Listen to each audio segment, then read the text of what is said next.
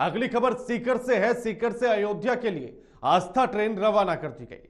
सांसद सुमेधानंद सरस्वती ने हरी झंडी दिखाई है। 1395 तीर्थ यात्री करेंगे राम मंदिर के दर्शन। फ्री मिलेगी खाने पीने और रहने की सुविधा। बड़ी खबर आपकी टीवी स्क्रीन पर। 1395 तीर्थ यात्री करेंगे राम मंदिर के दर्शन। अयोध्या में राम मंदिर के बन जाने के बाद श्रद्धालुओं की एक बड़ी भीड़, एक बड़ा जनसैलाब अयोध्या उमड़ता हुआ नजर आ रहा है। और उसी की वानगी में एक तस्वीर ये आपके टीवी स्क्रीन पर है सीकर से, जहां सीकर से सरकार के द्वारा, सांसद के कार्यों के द्वारा या सांसद के प्रयास के द्वारा एक आस्था ट्रेन चलवाई गई और जिसमें 1395 यात्रियों ने इस पहली ट्रेन में ही उन्होंने सफर किया और अयोध्या के लिए इस ट्रेन को रवाना किया गया, जिसमें 1395 यात्री राम मंदिर के दर्शन करेंगे। और हमारे साथ हमारे संवाददाता मनोज जुड़ गए हैं। मनोज, सीकर से पहली आस्था ट्रेन रवाना की गई और सांसद जी ने हरी झंडी दिखाकर इसको रवाना किया। किस तरह की तस्वीर वहां देखने के लिए मिली है जब यह ट्रेन रवाना हो रही थी? मनोज। बिल्कुल, देखिए, क्योंकि जब से राम मंदिर का उद्घाटन हुआ है उसके बाद से लोगों में राम के प्रति जो आस्था थी उसका ग्राफ अचानक बढ़ गया है। लोग पहले सिर्फ रामायण में राम को देख के खुश हुआ करते थे, लेकिन जब से राम मंदिर का निर्माण हुआ है लोगों में अलग एक जागृति पैदा हुई राम के प्रति। क्योंकि उसका कारण था कि 22 तारीख को जिस प्रकार से राम मंदिर का भव्य उद्घाटन किया गया, देश के अंदर में लोगों ने कहा कि राम फिर आ गए। और उसी कड़ी में सीकर के सांसद सुमेधानंद सरस्वती ने आज आस्था ट्रेन को रवाना करके कई लोगों को अयोध्या के दर्शन के लिए भेजा है। उसके अंदर में कई महिला पुरुषों का समागम था।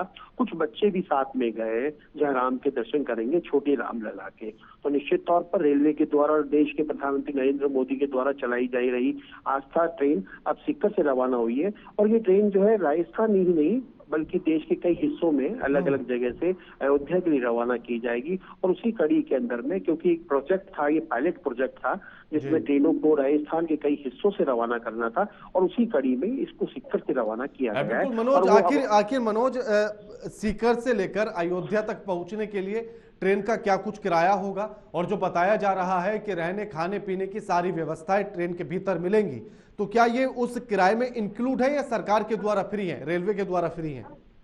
बिल्कुल, देखिए, रेलवे के द्वारा जो है इसमें कुछ एक किराया निर्धारित किया गया है, क्योंकि ये ऑनलाइन रिजर्वेशन हुए थे उसके अंदर में। और सरकार की तरफ से इसके अंदर में जो IRCT है उसकी तरफ से उसमें 2 वक्त का खाना, क्योंकि अगर हम सीकर से अयोध्या की बात करें तो तकरीबन 900 किलोमीटर का सफर होता है, जो कि 18 से 20 घंटे में तय किया जाएगा। तो उसके अंदर में जितनी भी रेलवे की तरफ से जो सुविधा है यात्रियों को देने की, वो सुविधा इसमें दी जाएगी।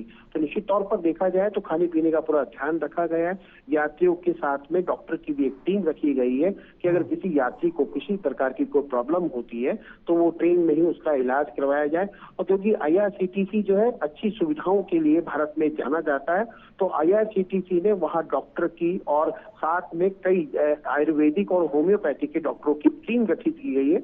और साथ में ट्रेन के डब्बे में पेंट्री कार है जिसके अंदर में आपको स्वच्छ खाना बना के खिलाया जाएगा। लहसुन प्याज का प्रयोग नहीं किया जाएगा उसके अंदर में।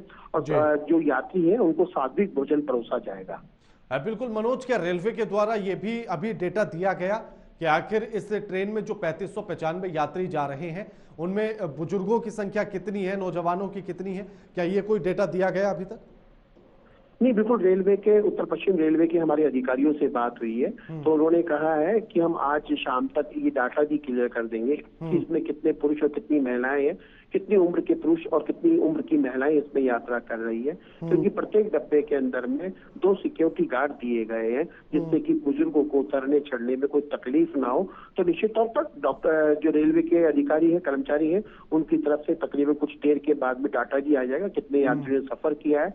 लेकिन हाँ, ये सीकर, क्योंकि सीकर से ट्रेन जो रवाना की गई है, सीकर से इसलिए रवाना की गई है कि शेखावाटी का एक बड़ा इलाका है जहां से आप नागौर, झुंझुनू, चूरू, फतेहपुर सीकरी और रतनगढ़ साइड के जितने भी पैसेंजर हैं उनको आप सीकर में एकत्रित करके उनको अयोध्या की तरफ रवाना किया गया। तो एक साथ देखा जाए, और क्योंकि चुनावी माहौल है, लोकसभा के चुनाव है, तो एक तरह से देखा है तो भारतीय जनता पार्टी अपने वोटरों को भी साधने का प्रयास कर रही है इस आस्था ट्रेन के चक्कर में।